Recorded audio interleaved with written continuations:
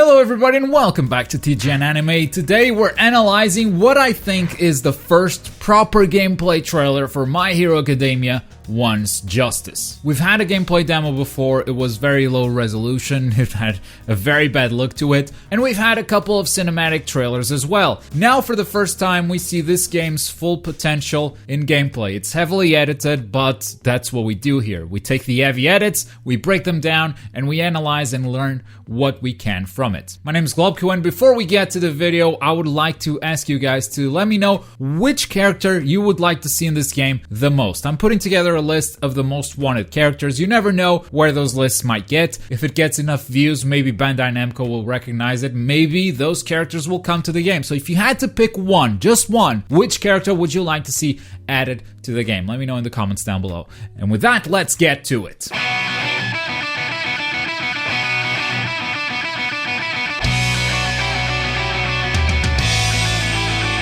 This is a great intro song. I just wanted to point that out. If the whole soundtrack's like this is gonna be a kick-ass soundtrack and very in style and very within the theme of My Hero Academia. Really digging the intro of this trailer. Now we're gonna mute the rest of this trailer because I don't want this video to get claimed, and we're gonna replace it with some more boring music.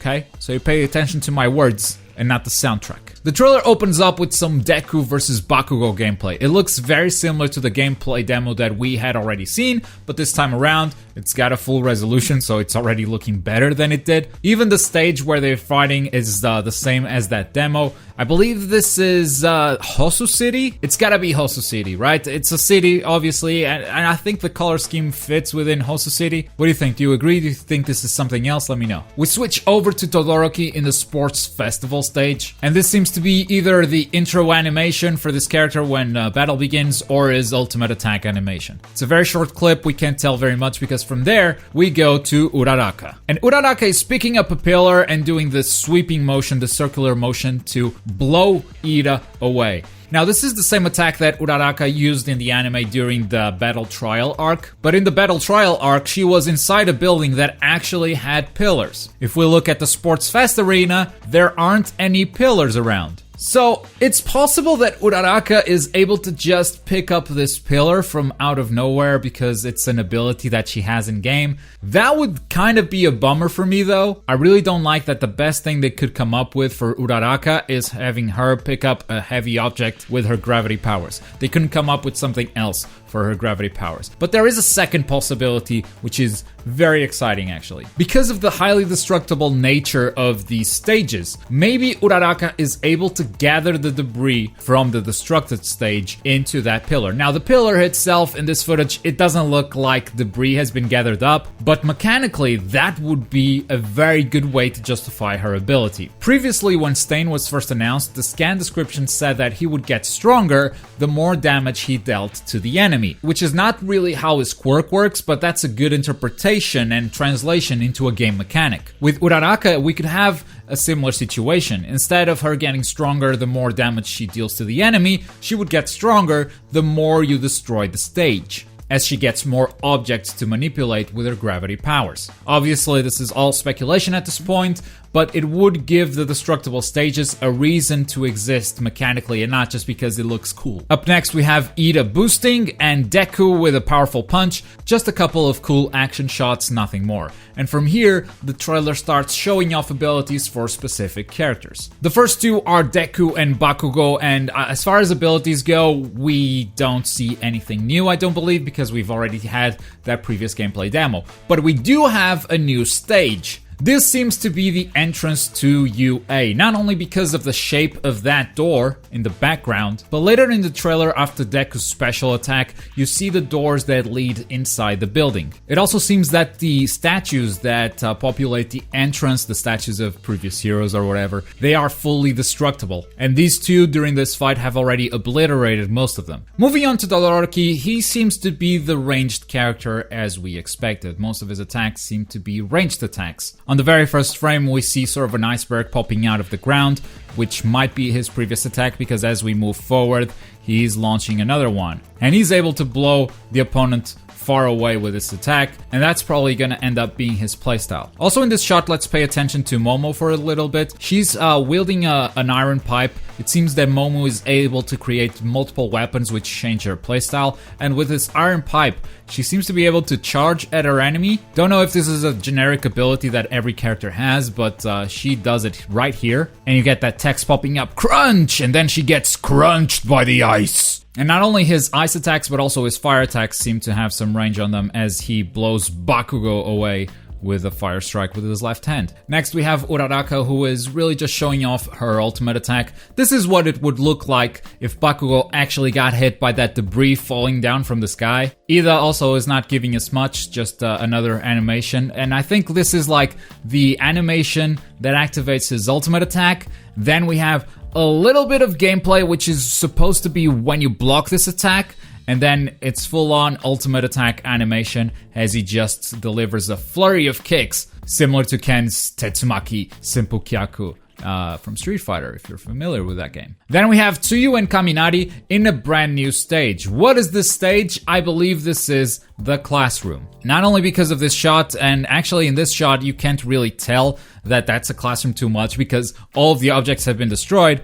But right after that, we have Kaminari fighting Tsuyu. The roles are reversed, and you still see a lot of tables and what apparently seems to be a classroom environment. The classroom is a lot bigger than what I felt it was in the anime, but that's probably because this is a video game and fighting stages need some space for the action to happen. Now, Tsuyu is interesting as a character. She's got a melee combo right here and then a grab. Now, these shots are not sequential. This is edited. The first two melee strikes are one scene, and then this grab is another scene because Tsuyu is on the opposite side. But with her tongue, she's able to grab the opponent and flip sides with him. So if you want to be at a more advantageous position and just switch sides with your opponent, it seems like she's that kind of character. Kaminari, we don't see much from him. We see some melee combos, which I didn't expect Kaminari to do too much. I really expected him to be more of the lightning projectile sort of character, but he's got melee combos, so cool. Even his ultimate animation we don't see too much of. The website does show that he becomes dumb, just like in the anime, if he unleashes too much of his power. So after the ultimate attack, that might be when he becomes useless for a short period of time. Then we have Momo, and the first frame starts with the iron pipe, but then it quickly changes to a club. And this is what I meant about Momo's playstyle. She might be that sort of character that you just kind of create a weapon and your playstyle changes around that weapon. This might be a special attack with the big hammer. I mean, the animation itself, it looks to have the work of a special or ultimate attack. And that's the end of the character showcase. From here, we talk about a brand new system. I had no idea this was coming to the game. I think this is brand new, and it's called the Sidekick System. The Sidekick System works a little bit like the Storm games used to. You press a button to call a character for an assist attack. They come in, they do their attack, and then they go away.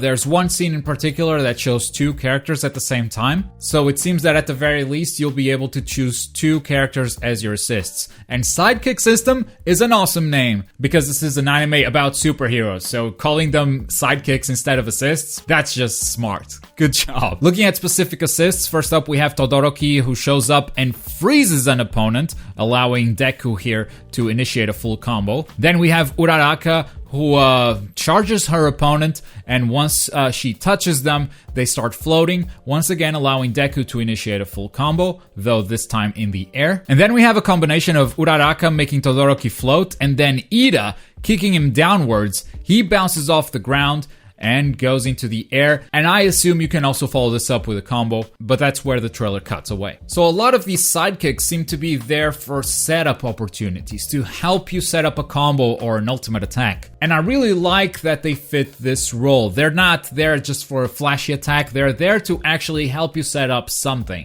to help the active character, which wasn't always the case with the Storm games. Even Ida's attack that just seems like a kick, it bounces the character hard off the ground, and I think it allows you to follow up with an aerial combo. Then we have this section that showcases the destructible stages, and this section doesn't really teach us anything. It's got a lot of ultimate attack animations that look really nice, but there's not much to analyze here. So we move on to the final section of this trailer, which is hero versus villain. First, we've got some Stain gameplay on a new stage stage. Not really sure where this is. It could be the Hosu City back alley where the Stain fight happened. But hey, maybe I just think it's the back alley because this is Stain fighting in this location. I might be wrong. We see some melee combos, we see a launcher, and it cuts right before he licks the sword. It cuts to Aizawa, who is a grab master from range. His straps seem to be able to grab the opponent from a distance. Here he just smashes Stain into the ground and doesn't really follow up, and it cuts immediately to the villain, Tomura Shigaraki. This is the first time we see some Shigaraki gameplay as well, even though he's been so present in the other trailers. This is the first time we see some gameplay. And remember the screenshot with all the darkness around him, and we speculated whether this would be his quirk of decay and it's just represented as darkness in the game, or if this would actually be Kurogiri, the other member of the League of Villains, coming in for an assist attack, and that would actually be his dark portals. We got the answer in this trailer, and that's actually just the decay ability. He's able to decay an area around him, making it very unsafe for anyone to step in. And again, we have a brand new map with this gameplay, and this is, I believe, the League of Villains Den. It's very destroyed, so it doesn't look like it at first, but if you look at the ground and see that line right in front of All Might, that is the counter, where usually Kurogiri is just cleaning glasses or doing whatever. There's also another shot with All Might where you can see a chair in the background, and that very much looks like the chairs in the League of Villains Den. And yes, we finally have some All Might gameplay as well, though it's just a bunch of punches, so can't really analyze it too much. I wonder if All Might's gonna have any sort of weakness, because he is not the all-powerful hero he used to be, if that's gonna translate into the game, if he is like the short fuse type of hero. He's really powerful for a short period of time, but then you just kind of lose the match. I don't know if they're gonna do anything like that to balance him out, or if they're just gonna be like, yeah, he's not as powerful in the game as he is in the anime, because we needed to think about game balance. And that's that for the trailer analysis. In general, I think we got a lot of new stages, which is exciting, and we've got to see some gameplay, and my impression of the general gameplay is that it's that kind of slow and deliberate gameplay. It's not a bad thing. It's common to a lot of games within this genre, where every attack, every special attack has a very long recovery animation, which allows opponents to punish you very easily. And I think overall that will promote a more defensive playstyle, a more counter-attack playstyle, which is again very common to these types of games. In general, I'm really happy with the stuff this trailer had to show us, and really want to get my hands on it and see if it all feels good. Again, don't forget to leave a comment. Let me know which character you'd like to see the most. If you had to pick one, who would it be? Last time around, we reacted to the announcement of Stain and Aizawa Razorhead. If you want to watch that video, we break down some of their abilities right here. If you're in the mood for something else, there's also the video at the bottom. But as always, thank you very much for watching. My name is Globku, and I'll see you guys next time. Bye.